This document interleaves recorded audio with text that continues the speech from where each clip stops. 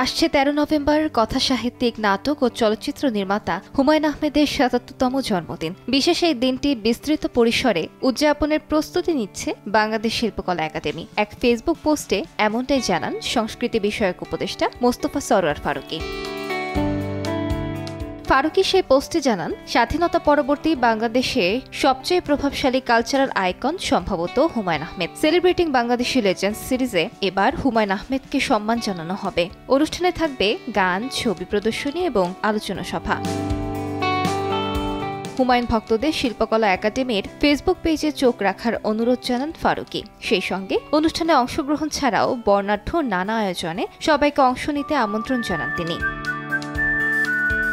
বাংলাদেশের সাংস্কৃতিক ইতিহাসে যাদের অবদান চিরস্মরণীয়, দেশের কিংবদন্তি সেসব শিল্পীদেরকে রাষ্ট্রীয়ভাবে স্মরণ করা হবে এমন আশাবাদ ২ মাস আগে ব্যক্ত করেছিলেন সংস্কৃতি বিষয়ক উপদেষ্টা মোস্তফা সরোয়ার ফারুকী। এবার সেই ঘোষণাই বাস্তবে রূপ নিচ্ছে।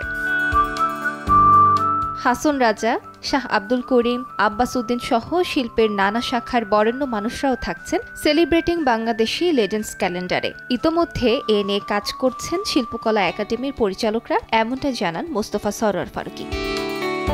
আলিশা ইসলাম, সময় সংবাদ।